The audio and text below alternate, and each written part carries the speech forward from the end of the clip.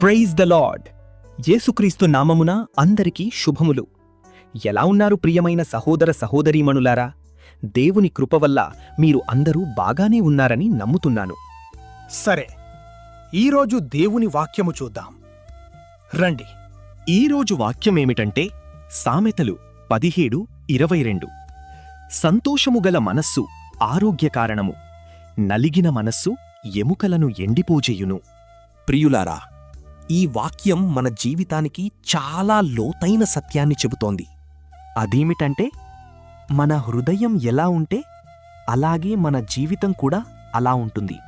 ప్రియులారా, ఇక్కడ దేవుని వాక్యం 2 విషయాలు చెబుతోంది. ఒకటి సంతోషమైన మనస్సు, రెండవది నలిగిన మనస్సు. సరే, ఇప్పుడు మనం మొదటిది చూద్దాం. సంతోషము గల మనస్సు ఆరోగ్యకారణము. అంటే మన మనస్సు ఆనందంగా ఉంటే మన శరీరం కూడా ఆరోగ్యంగా ఉంటుంది, మన జీవితం కూడా తేలికగా అనిపిస్తుంది. అందుకే మన మనస్సును సంతోషంగా ఉంచాలి, ఆలోచనలతో వేదనలతో నిండిపోకుండా ఉండాలి. ప్రియులారా, ఎప్పుడైనా గమనించారా? మనం సంతోషంగా ఉన్నప్పుడు అన్నీ బాగానే అనిపిస్తాయి. కష్టాలున్నా కూడా మనం నిలబడగలం. నలిగిన మనస్సు ఎముకలను ఎండిపోజేయును. అంటే మనసులో బాధ, ఆందోళన, నిరాశ ఉంటే అది మన ఆరోగ్యాన్ని కూడా దెబ్బతీస్తుంది, మన జీవితం భారంగా మారుతుంది. ప్రియులారా, ఈ రోజుల్లో చాలామంది బయటకి నవ్వుతారు, కాని లోపల మాత్రం బాధతో ఉంటారు. టెన్షన్తో కృంగిపోతూ ఉంటారు. ఆందోళన, భయం ఇవన్నీ మనసును నలిపేస్తాయి. ప్రియులారా, ఒక్కసారి ఆలోచించండి.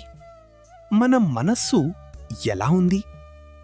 సంతోషంగా ఉందా లేక నలిగిపోయిందా? ప్రియులారా, నిజమైన సంతోషం ఎక్కడ వస్తుంది? డబ్బులో కాదు, మనుష్యులలో కాదు, పరిస్థితుల్లో కాదు. నిజమైన సంతోషం దేవుని సన్నిధిలోనే ఉంటుంది. ప్రియులారా, మన హృదయం దేవునితో నిండితే నీ మనస్సుకు శాంతి వస్తుంది, ఆనందం వస్తుంది, బలం వస్తుంది. అందుకే నీ బాధలను దేవునికి అప్పగించు, నీ ఆందోళనలను ఆయనకు చెప్పు. ప్రియులారా, నువ్వు ఒంటరివాడివి కాదు, దేవుడు నీతో ఉన్నాడు.